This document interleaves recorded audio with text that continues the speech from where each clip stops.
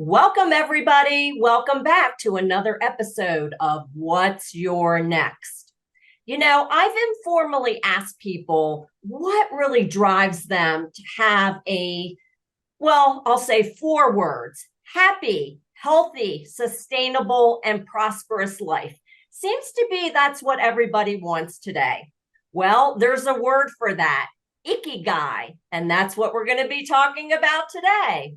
Welcome to What's Your Next. This is the go-to podcast for aspiring business owners who want to get to the next level, escape the rat race, and give their middle finger to the corporate 9-to-5. If you want financial freedom, work-life balance, and the business of your dreams, you're in the right place. Dave and Stacey Riska, husband-wife franchising duo, openly share their successes, failures, and lessons learned in franchising, business ownership, and working with your spouse.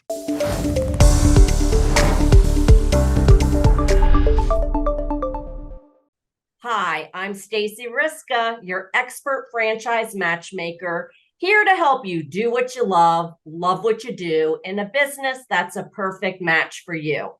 My guest today is Emille Bryant. Now, he is a lot of things. So, starting off, he is the founder and president of Go IKIGAI LLC. What he does is he helps individuals and businesses get real clear on their strategic purpose. So he helps them do strategic planning, getting clarity on their why, which we're going to dive into today, and ultimately why their business exists. I want to thank him because he's served our country from being in the military, and he's won so many awards when I was looking at his bio, including the Air Force's highest peacetime accolade, the Meritorious Service Medal. That's and he it. didn't win that just once. He won it 5 times. He's also published multiple books and courses, including Start with a Sparkle, which includes a workbook companion, and Awaken to Brazen Creativity. So, Emille, welcome to the show. Wow, thank you. I'm trying to figure out who you're talking about. I love it. Thank you so much for that warm introduction. You're very welcome. I always like to start off with my guests kind of sharing their journey. How did you get to where you are today in more of like a Reader's Digest version? So kind of summarize your journey, what got you to where you are today. Sure. Deliberate mistakes. I'll say. So the first deliberate mistake I made was going to the Air Force Academy. It was deliberate. I intended to go there. It was a mistake because I traded in the fun of college for the discipline of a military academy life. But my mother asked me the really hard question when I was 16 years old. She said, "How are you paying for college?" And it was the you part of that I couldn't answer. I know how she was going to pay for college, but how I was paying for college.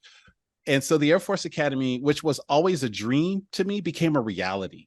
Right around the middle of my junior year, I started the application process. Didn't really know what I was getting myself into, but I remember watching the Bluebonnet Bowl in 1983, 84, and something about that, the way the cadets behaved was enough for me to say, I want to do that. And my mother's question turned that dream into a reality. And I went to the Air Force Academy Preparatory School and graduated in the class of 1993. Proud to be 93.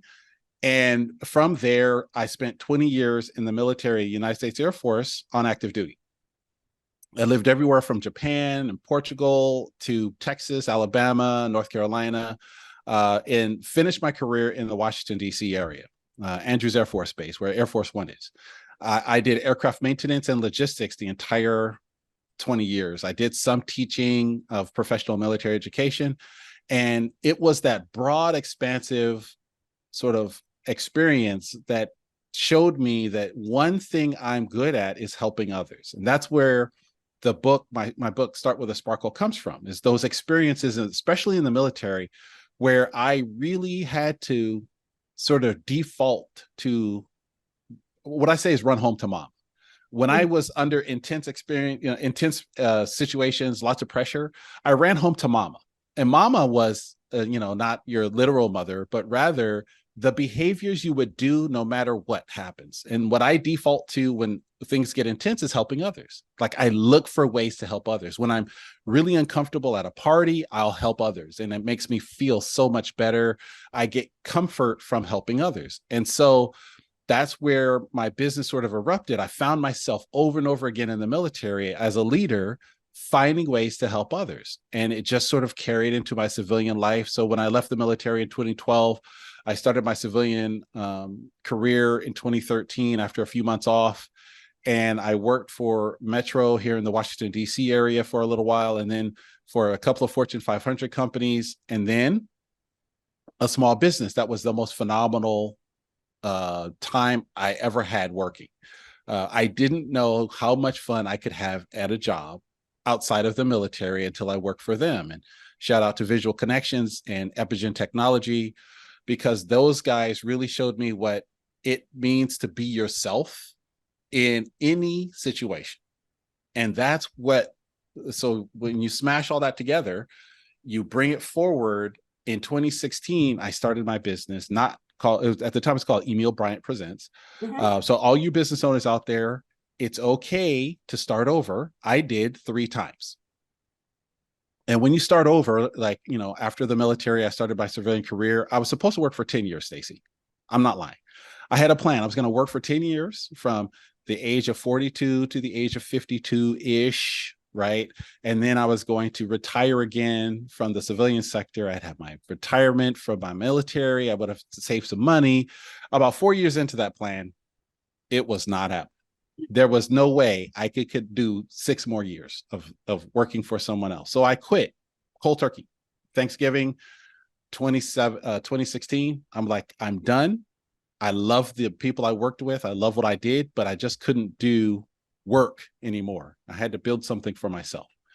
So 2016, I started my first company. The second version of my company is known as Emille Bryant Presents. That lasted about 3 years. And then I made a giant pivot.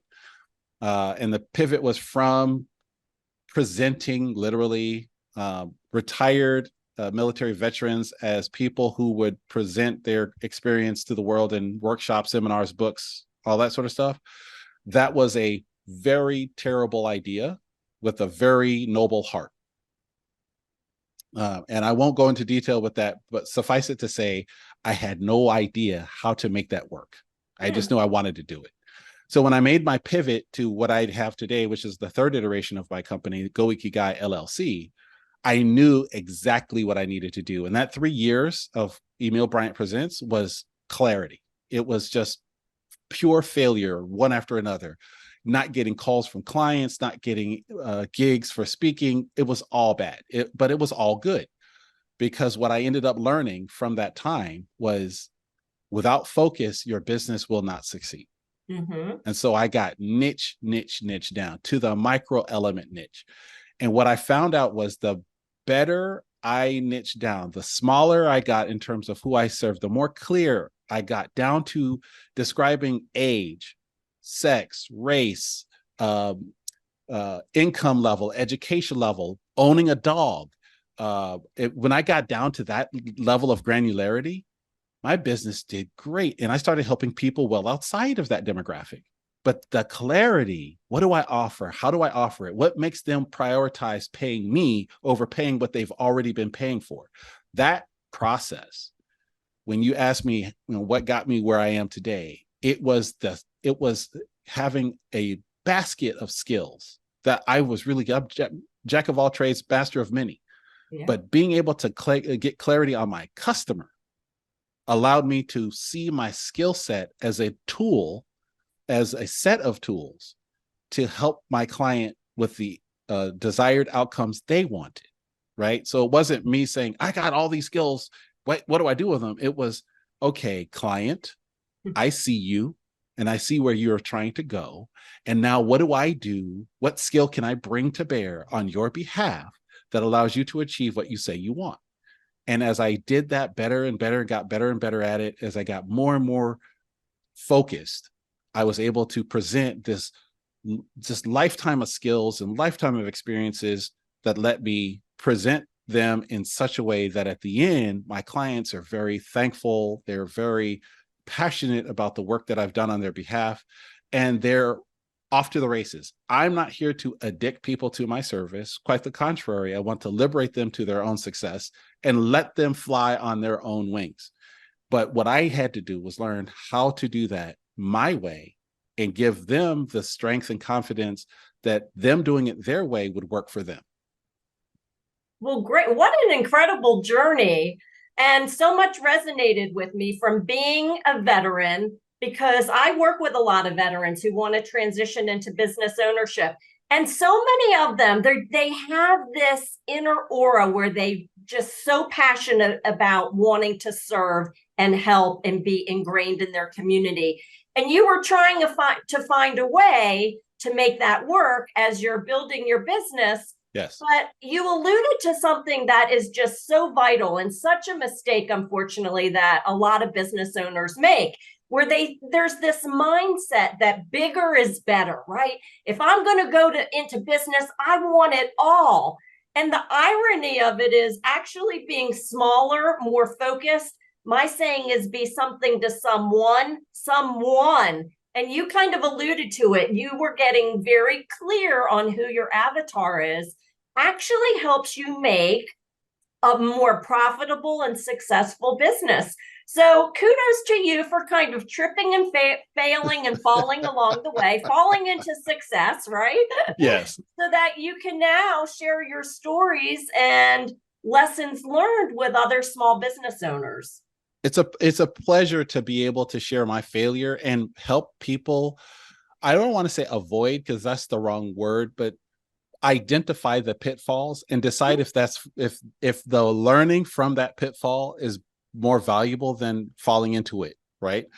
Because sometimes you avoid pitfalls to your detriment. You're like, because climbing out of the pitfall is where all the learning happens. You fall, you stumble, and then getting up and learning why you fell and what it takes to get back up is part of the process. And so I teach all my business owners, do not be afraid to fail. In fact, in the Awaken to Brazen Creativity course, one of the lessons is failure is a habit.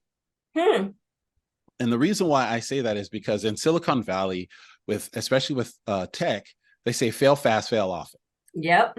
Right. And one of the reasons I make failure a habit in my life is because, and people are so stigmatized by failure. They put a stamp on themselves when what they try doesn't work. They say, I am a failure. No, what you didn't achieve the intended outcome. There's a difference. So when I teach failure as a habit, what I'm really teaching is get comfortable with the thought that learning is the outcome of failure. Failure is a process, the outcome of which is more experience, more knowledge, and more capacity to do what you intend the next time. And we don't fail as much as we learn. We only fail when we stop learning. And I know that's, you've heard people say that before, first attempt in learning is what fail stands for. And I'm like, 5th attempt, 50th attempt, 500th attempt in learning. And, and as long as we're learning, we're not failing, we're advancing toward our goal. And the way I teach that is, if you're not habitually failing, then you're probably doing something wrong, because you're avoiding failure, which is how you avoid success. And people don't get that. And so I teach that on purpose, because my life is full of those pitfalls where some of them I'm like, I really wish I had not fallen into that one. But other ones I'm like, you know what? I think I'm going to have to crash this car in order to make it better. And then I would deliberately run into the wall and say, okay, now that I'm here, how do I get over it or through it? All right. So for my viewers and everybody listening, the reality is, if you're going to go into business, you're going to fail. You're probably going to fail multiple times. And that's why when I'm working with candidates to help them learn about and explore business ownership, I think it's vital to get clarity on your why. Why are you even wanting to go into business? Now, I have kind of a framework that I call the 8 F's. I think, Emille, you have a framework you're calling IKIGAI. What is this word, IKIGAI? What does it mean? So, Stacey, thank you for asking. Ikigai is a Japanese word. It actually originated in Okinawa. So when I was stationed in Japan, this is before I understood the concept the way I do. I was observing it real time with the people of Japan. It's very normal in the Japanese culture across the islands, from all the way north to south, that people have something for which they're passionate and focused, and they wake up every morning. So the translation for Ikigai, most people translate it to purpose, but it's really the reason why you leap out of bed every morning, right? So purpose is more droll. It's a little boring to me, a little staid. But when you say the reason why you leap out of bed every morning, the first chapter in my book is called Leap Out of Bed Every Morning. Yeah. And the reason why I named it that is because I liken when you know your Ikigai to, for most of us who celebrated Christmas as children, that Christmas morning where you're unwrapping presents, right? So for me, growing up, we celebrated Christmas Eve with the family, dinner, we would open gifts, and then there would be Christmas morning. And you couldn't wait to get up.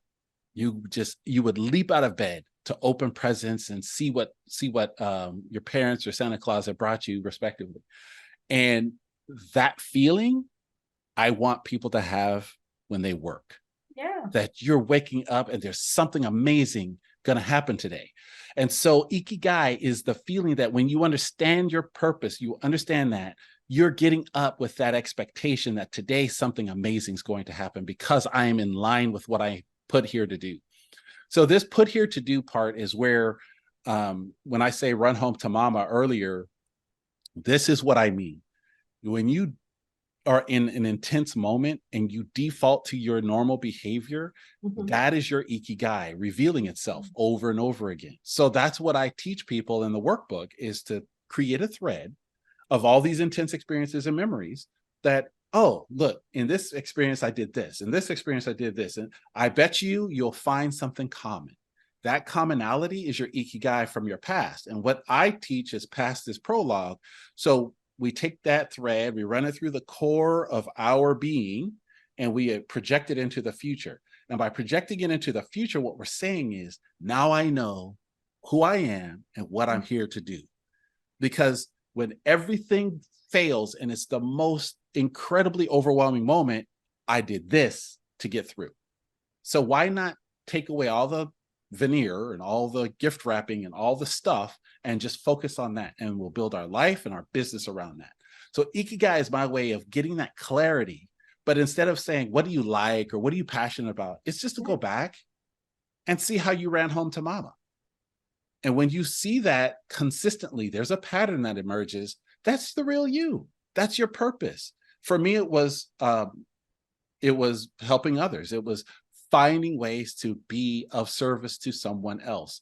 I've had people whose purpose is to fight. They love fighting. So I taught them, so they start businesses as martial arts instructors. Yeah. Right? Because they love that combat, right? So we can self-defense courses and all these sorts of things. Other people, they love drawing. So we create an opportunity where for them, and I always say this, if you don't want to make money at something you're passionate about, don't. It's okay. Not everything has to be monetized. If you want to do something purely for the joy of doing it, yes, please do it. But if you want to bring your avocation and your vocation into convergence, right, then what I ask you to do is to build your life around that thing that we just discovered that makes you who you are. Because then work is not labor. Work is joy. Work is producing something that's benefiting others. Work is building something that makes you happy, regardless of if someone buys it. That kind of life is the life that I value and I teach others to value. So if you're passionate and you don't want a business, by all means, love your passion. And I don't want to force you into monetizing something that for you is just joyful.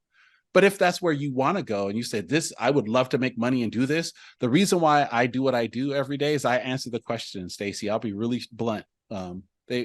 Years ago, when I was transitioning from the military, they said, what would you do if money was no object? The first time I heard that question, I struggled with the answer. Today, I do not, because I'm doing it. If I never made another penny, I would still do what I do every day. I'd still help others and place my energy, time, and attention on their success. So that I can get paid to do that is like the double, triple bonus. Absolutely. Thank you for sharing that, Emille. How do I say? work for most people will seem like a 4-letter word, right? And it seems, I don't know, for me personally, so many people I'm talking to today are in this negative mindset. I bump into people and they're nasty. Everybody's honking on the road. Everybody just seems very stressed out. What is going on? Because you make this Ikigai sound so simple. So in my course, Awaken to Brazen Creativity, one of the things that I teach people in the very first lesson is the barometer, right? So most of us know a thermometer that measures the heat of the moment. The barometer, however, measures pressure. So when you're looking at a barometer in the United States, the barometer is measured in inches, and it's a very specific type of measurement where 29.92 is the standard measurement. So anything above that is high pressure, anything below that is low pressure. And the pressure tells you what's coming. This is the part that I want people to understand, that the pressure we feel in our life isn't telling us where we are, it's telling us where we're headed, right? So if we feel a lot of pressure, we can begin to predict certain things are going to happen. If we're not feeling enough pressure, we can predict certain things are going to happen or not happen. So this concept of knowing your barometer is core to understanding my concept of brazen creativity. What I really want people to understand is who created the barometer you're using to measure your life. I'm using my own barometer. So I know what I want out of my life, and the pressure I'm feeling comes from my measurement of success. But when I use someone else's barometer, like I did for most of my adult life, the potential is there that I could achieve great things, and because I'm using someone else's barometer, never feel fulfilled. So what you're experiencing, in my opinion, is a lot of people have used someone else's barometer to measure their life. And when they've achieved what the barometer said is success, that pressure that they're feeling doesn't comport, doesn't equate to the satisfaction they wanted. So we either change you or we change the barometer. So what I teach is how to change the barometer and align it with who you are and what you want, so that the pressure you're feeling indicates the future you say you want, and it indicates the success that you can pursue successfully over time, the sustainably over time. What I want people to understand is you don't have to wake up every morning stressed out. Now, I give a lot of credit to people who are striving for their family's sake. You know, you got to make ends meet, and much love to all the people who are making minimum wage. I was a substitute teacher for 2 years. I get it, right? If there's a job where you have to learn a lot about yourself quickly, substitute teaching will teach you about yourself in no time. Especially when you're dealing with middle schoolers in Washington, D.C. Oh, right, for sure. Right. So what that does, though, is it reminds you, okay, this should be a temporary situation, and somehow I need to pivot, change my life from this, you know, striving for the sake of my family, which is someone else's barometer. My family's, you know, I love my family, and I produced 2 happy children and took care of my family for many years when I was in the military, but it wasn't what I was meant to do. It was not the way I measured my life. Do I love my successful children and how well they're doing? Absolutely.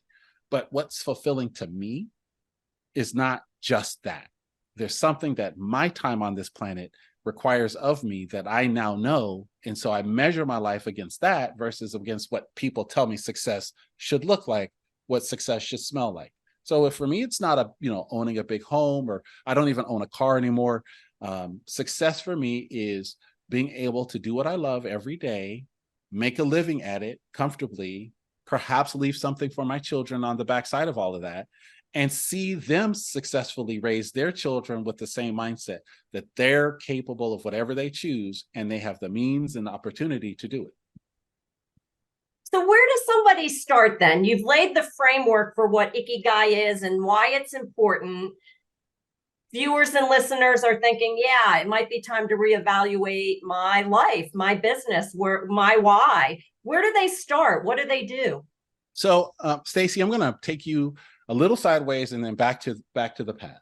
Okay. So in our current culture, one of the problems that I see as a consultant is we are somewhat of a microwave society, right? Put item in, push button, wait 10 seconds, out comes hot food or whatever. That microwave society problem permeates business and workers because they keep thinking, if I do now, I get now. If I do now, I get now.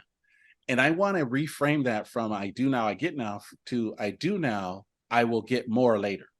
Ooh. And that deferred gratification, that delayed gratification is the power of purpose. Because when you start discovering, I use 3 words, so I'll say discover, recover, or uncover your purpose, you then begin to shape your life around that. Well, that's not an instant process. So how do you start? Well, the first thing is to admit where you are right now. Where am I? X marks the spot. Am I on the path that allows me to see myself sustain success as I define it or not? And if the answer is yes, you probably are doing everything the way you intend to, even if it's not having the effect you want right now. Just do what you're supposed to do, learn what you're supposed to learn, keep building on the successes you have and learn from the failures, and you'll get where you want to go. If, however, you in that self-assessment say, I am not on the path toward what I say I want, now we have a change that's required. And so this change is, who am I and what am I good at? And more importantly, why am I here? So what I ask people to do is, if you're in that space where you're trying to discover, recover, or uncover yourself, use a tool. There's many out there. So you have the Myers-Briggs type indicator, you have DISC assessments, and all of those are very point in space-time. In other words, if I take the test today, I'm going to get a result today that is an indicator of how I am today.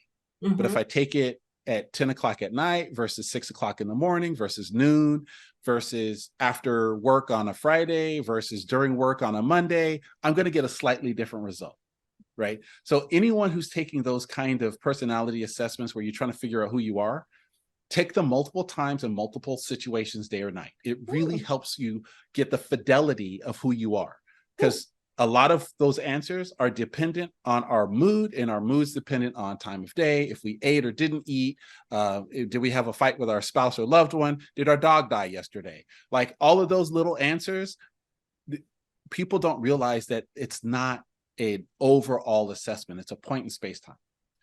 If you take something like my course, Awaken, Embrace, and Creativity, or my book, work your way through my book and workbook, they're going to give you a little more comprehensive time, right? So what I do is I'm asking you to look at memories from across the spectrum of your life.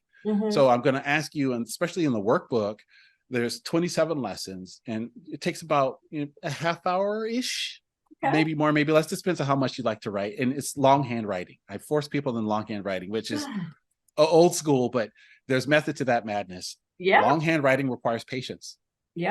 And patience requires thought. And thought is where I want you to be. So I ask people to write in longhand so they can really think through their answers.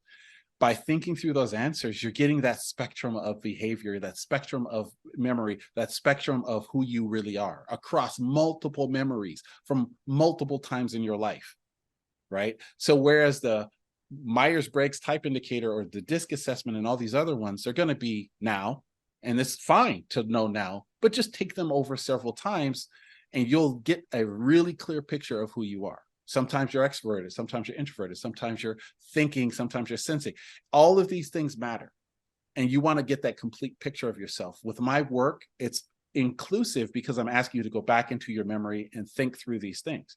So by starting with these types of assessments, workbooks, you're going to start to reveal the real you. The real you is the beginning of a great business or a great personal life. Honestly, it is. America specifically, but not exclusively, asks us to be many things to many people. And we often get lost in that. For our boss, we're one way. For our spouse, we're another way. For our children, we're a third way. And, in front of the police or a judge, we're another way. And, we don't get a chance to really exhibit our core self comfortably as often as we'd like. So we start with the real you. And then we grow from that. As an outgrowth of that, what are the outlets of that real you that make sense for that. So if you're an artist, what type of art? Is it sculpting? Is it painting? Is it writing? Is it poetry? I don't really care. Somewhere in there, there's an expression of the real you that this world offers. And YouTube is just a phenomenal resource in that way, because people are sharing themselves and their art over and over again. And that can be the spark of inspiration.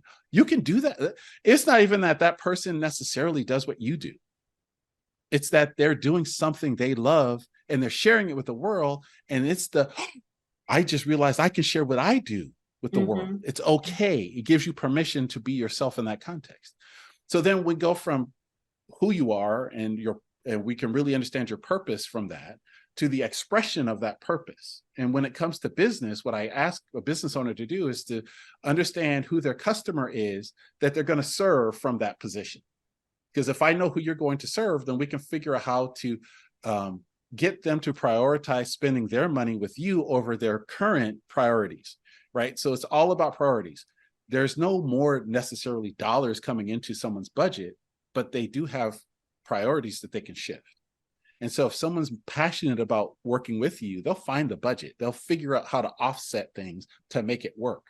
So now we find that customer. And so that's the third step is once we know who we are, we know our expression is who do we serve and how do we motivate them to pay us to get the help to them that they say they want. And then the last step for me is being able to sustain that over time. So that's through marketing, word of mouth, other ways to build your business clientele so that you're focused more on serving rather than finding, right? So one of the things I had to learn when I started my business is cost of customer acquisition, right? There's customer acquisition cost, CAC. Every business has one.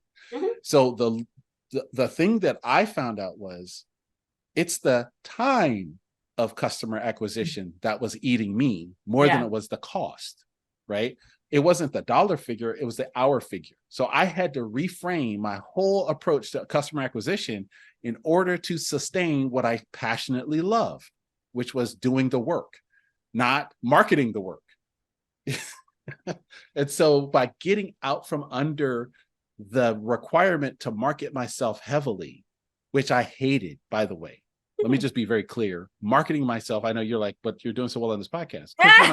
You're not having this conversation, Stacey, I'll be honest with you, it's easy. But honestly, getting out of my own way in that context of knowing a lot and doing a lot, but not being able to sustain it because it wasn't my heart, and finding people who love to do that as a partner changed my world. Because now my customers are more likely to come to me without me having to expend so much effort to get them into my circle. And I can spend more time helping them solve the problems they want solved. I'd rather take a 0.1% success rate and not have the work of marketing than to have a 10 or 15% success rate, which, as you know, in our business can be very high, and have a heart attack every day trying to do it. I'll take less success if I can have less pain. And for me, that was the model. So those 4 steps, as I sort of laid them out, is really how I ask people to start. Just knowing who you are is the most valuable part of this exercise. And it doesn't matter what you discover. Of course, I'd love your audience to buy my book or take my course. By the way, my course is free. My book is not. But so it's not that I'm even going to make money. I just believe passionately that if you can discover the real you, discover, uncover, or recover the real you. And let me say before I go, the reason why I use those 3 verbs is because for the first time in a lot of our lives, myself included, that reflection exercise tells us who we are. That's the discovery. The uncovery is we once knew it. We were 12, 13, 9, 10, and then life happened and it just layered upon all this crud. And so we have to uncover that thing that we once knew. The recover is very similar, except we intentionally set it aside because we had more adult things to do. And I want to recover that thing. So I say discover, uncover, or recover because it depends on how you came about that knowledge. As children, we often know exactly what we're meant to do and be. And then life happens and that covers up all the stuff. But sometimes we think as adults, I'll never make money doing that. And so we set it aside so we can support our families and make money and do all the things that we think we want to do. And then we're like, this ain't working. This is not making me happy in the core of my being. And so we have to go recover it, pull it back to center and say, I'm going to deal with this now as a way of life. So those 3 verbs allow me to help people really understand where their real you is and what we can do with it as a business opportunity. And I do personal and business consulting. So it doesn't matter to me which way you want to go. The core thing is that the real you is at the center of your life. Wow. You've given people a real reason to find their why, get them excited to get out of bed again, focus on their ikigai. And so, you have so many tools and resources to help them. You gave a little bit of a framework here, but I know people are going to want to dive deeper to start building this out. Before you share your contact information, what does that time frame look like? I mean, does a day, a month, a year, is there a magic number to move that barometer? So if you take my online course, again, I want to encourage people that it's free. So I'm not making money on that specifically. That's intended to be about a 3-week course. It's 6 lessons, each about a half hour. Okay. And the real magic is in the way that I ask you to take it. So it's watch a video, 30-minute video, me talking just like now. Yeah. And then I ask 5 reflection questions. Before I ask you to answer those, I ask you to take a day to think about those questions. Literally just go, And then on the 3rd day, write the answers to those questions and take the time to do it longhand and just be reflective. So if you do 6 lessons, 3 days each lesson, it takes about 3 weeks, right? So it's 6 hours. It's 3 hours of courseware and and then another few hours spread out over time. But the real power is in the thinking.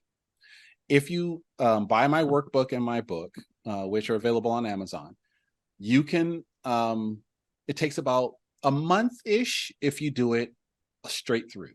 Okay. And the way that I ask people to do it is, my book is 9 chapters. Each chapter has 3 sections. The workbook is 27 lessons, 9 lessons and 3 sub lessons in each. So you can kind of do the math. 1 subsection of my book equals 1 lesson in my course.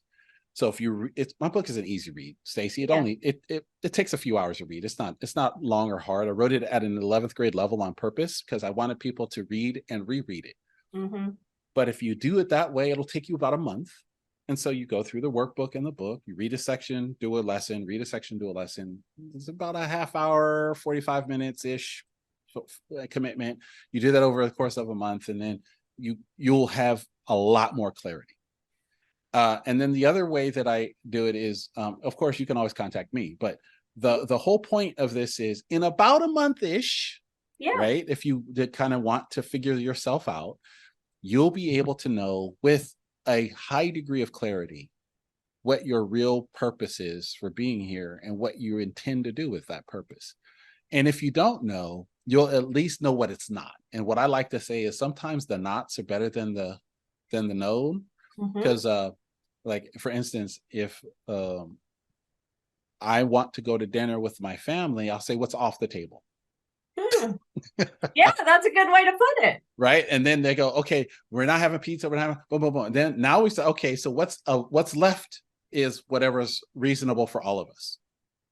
Okay. And for a lot of us, we may not know what it is, but we can figure out what it isn't. And then that opens the door to figuring out with a little bit more confidence where we really want to go with our time and our energy. Awesome. Thank you, Emille. So it sounds like a little bit of work every day for 30 days, and you're going to have some unbelievable insights. I'm glad you said it's not just like a magic wand, read, this little book or take my course and voila, you'll be this new person. So it sounds like, and especially because you said the time of day, right? Or how we're feeling and things that happen in our lives really impact our feelings and our perceptions. Yes. So doing this over a month's period, I think is a great way to approach it. I thank you for that, because as I studied people in the industry, consulting and personal coaching and that sort of stuff, I saw a and I don't think it's bad, but we're taught to promise things that people need and to shortcut the solution. And I said, I'm not going to do that. There's value in time. There's value in process. There's value in reflection. There's value in introspection. So for me, if you want to work with me, you have to intend to go slow. The thing is, and I learned this when I taught, so I also teach a course called The Key to Everything. And that's not my brand, but I helped develop it with a dear friend of mine. Shout out to Rashad Howard, who gave me a ton of, in fact, his method, The Key to Everything, is actually part of my course when I talk about IKIGAI and The Key to Everything. And so this Key to Everything course that Rashad developed and I teach, it really allows people to understand that you go to speed up, slow down. If you really want to go fast over the long term, start by going slower now and really getting yourself comfortable with some of the basic things about yourself. And then warp speed sort of happens magically. It's a really beautiful transition to speeding up, but to speed up, slow down, right? And we say that in that course all the time. Take the time now to do the process, to really invest in yourself, and then magically you'll see you will surpass all your buddies who were trying to go fast early. Because yes, they'll have a lot of perhaps immediate success. Maybe they're making more money, but at some point their wall will never be your wall, because you're going over the wall they're going to confront later now.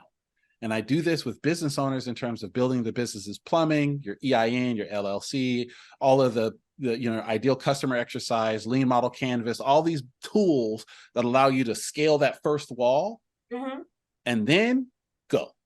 It's slower initially, but man, on the backside of that, because there's no major obstacle except the execution of the operation, right?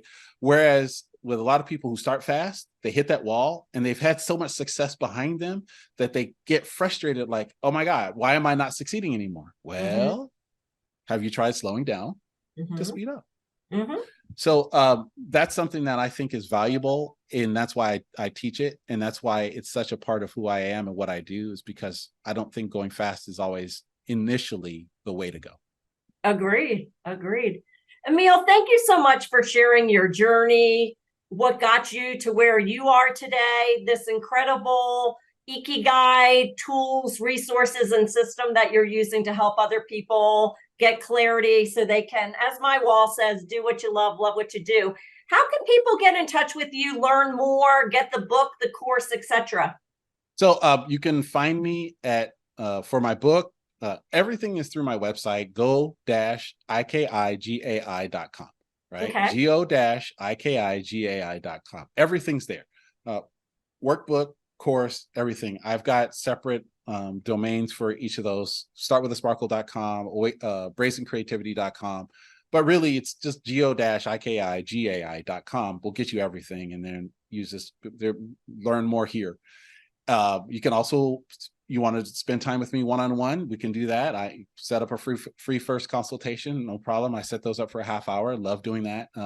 And special to your listeners, if they tell me that you came, then I'll give them a discount on either my book or my workbook, as well as if they want personal service from me, then they'll also get a little bit of a discount as well, because I believe in working with your audience, because if they're working with you, they're probably good people. Great, thank you. You're awesome to me. I just love what you do.